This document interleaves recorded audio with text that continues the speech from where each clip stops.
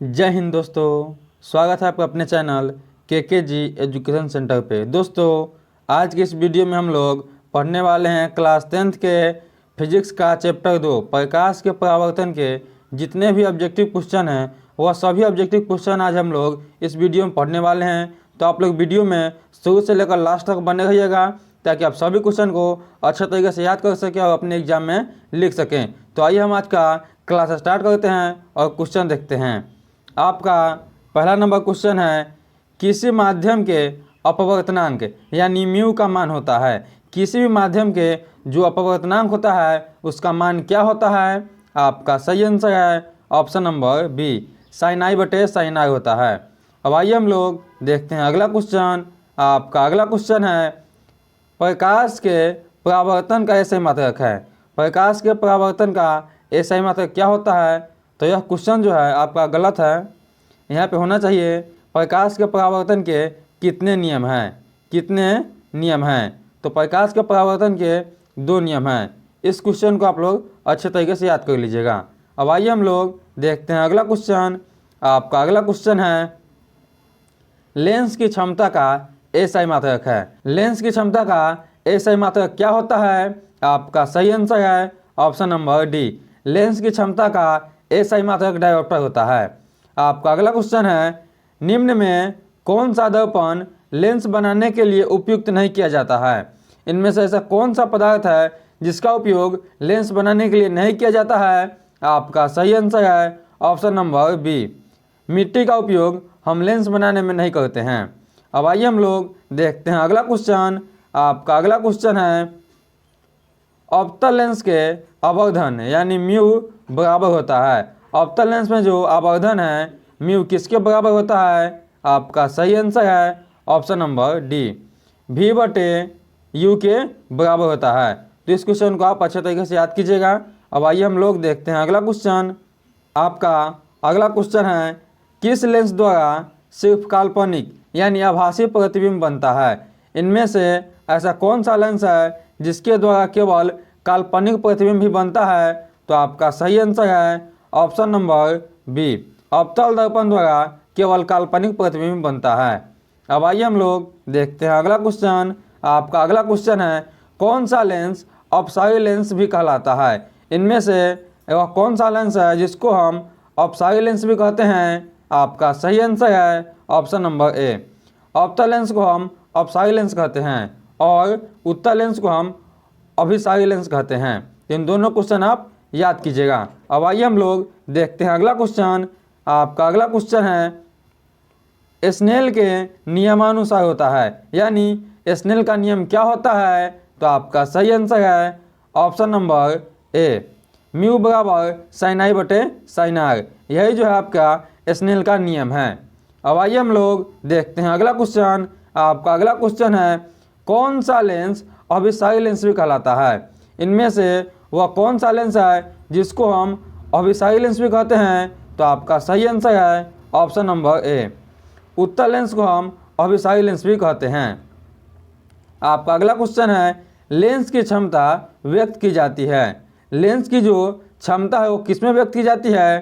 तो आपका सही आंसर है ऑप्शन नंबर डी, फोकस दूरी के व्युत्क्रम द्वारा व्यक्त किया जाता है। अब आइए हम लोग देखते हैं अगला क्वेश्चन।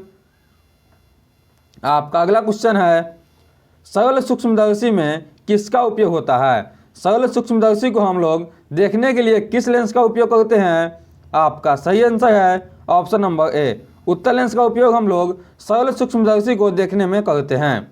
अब आइए हम लोग देखते हैं अगला क्वेश्चन। आपका अगला क्वेश्चन है, प्रकाश की चाल सबसे अधिक होती है। प्रकाश की चाल सबसे अधिक कहाँ होती है? तो आपका सही आंसर है ऑप्शन नंबर सी, प्रकाश की चाल सबसे अधिक शून्य यानी निर्वात में होती है। अगर आपसे पूछ दे कि निर्वात में प्रकाश की चाल कितनी होती है तो 3 × 10⁸ मीटर पर सेकेंड होती है। इस क्वेश्चन को आप लोग अच्छे तरीके से याद कर लीजिएगा। अब आइए हम लोग देखते हैं अगला क्वेश्चन।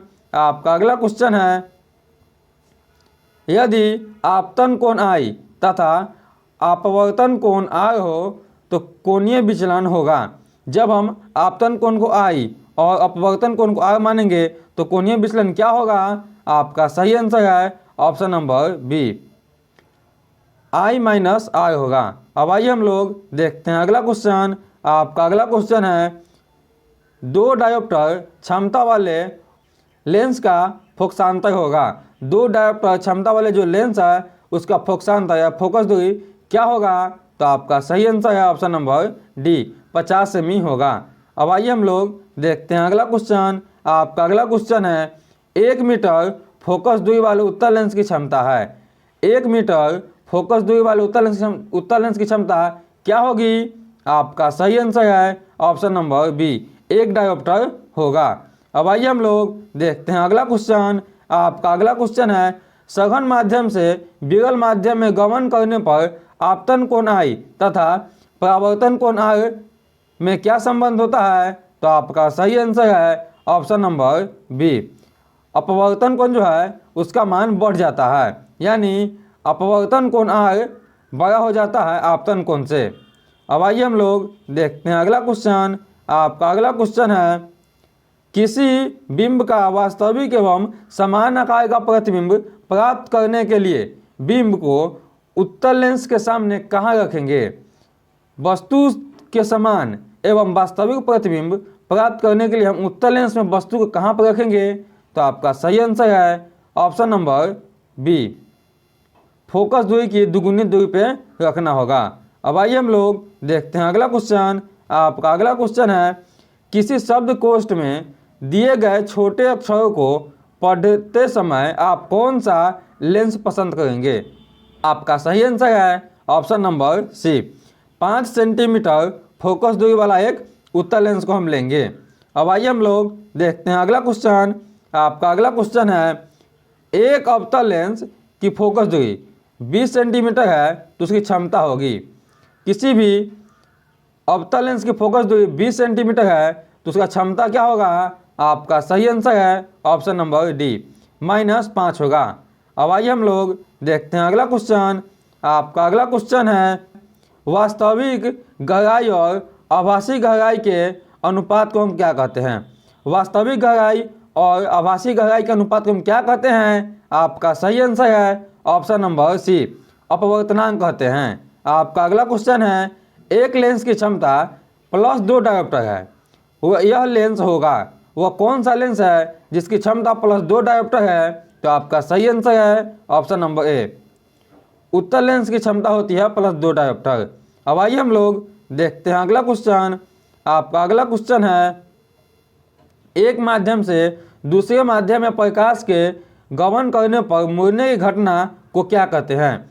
जब प्रकाश एक माध्यम से दूसरे माध्यम में जाता है तो जो मुड़ता है इस ओर उसे हम क्या कहते हैं? तो उसे हम अपवर्तन कहते हैं, प्रकाश का अपवर्तन हम कहते हैं। अब आइए हम लोग देखते हैं अगला क्वेश्चन। आपका अगला क्वेश्चन है, अपवर्तनांक का मात्रक होता है। अपवर्तनांक का मात्रक क्या होता है? आपका सही आंसर है ऑप्शन नंबर डी अपवर्तनांक का कोई भी मात्रक नहीं होता है। अब आइए हम लोग देखते हैं अगला क्वेश्चन। आपका अगला क्वेश्चन है, निर्गत किरण एवं अभिलंब के बीच बने कोण को कहते हैं? जो हमारा कोण निकलता है और अभिलंब जो है इन दोनों के बीच में जो कोण बनता है इसे हम क्या कहते हैं? आपका सही आंसर है ऑप्शन नंबर बी परावर्तन कोण कहते हैं।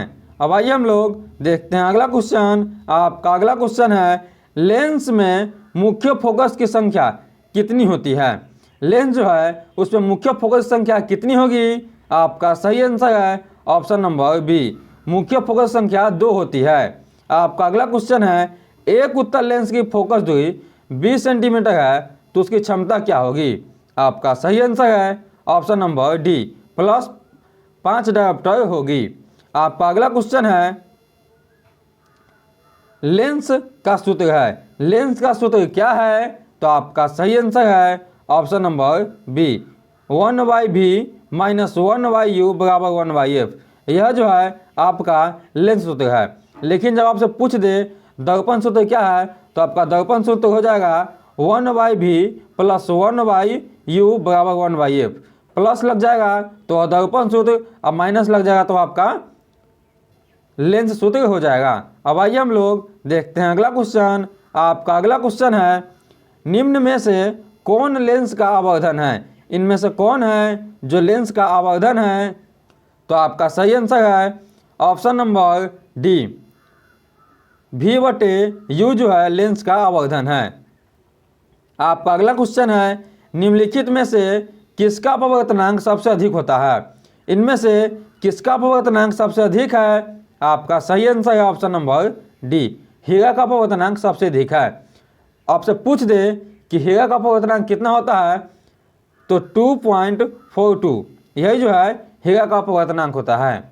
अब आइए हम लोग देखते हैं अगला क्वेश्चन। आपका अगला क्वेश्चन है, निम्न में से किस माध्यम में प्रकाश की चाल अधिकतम होती है?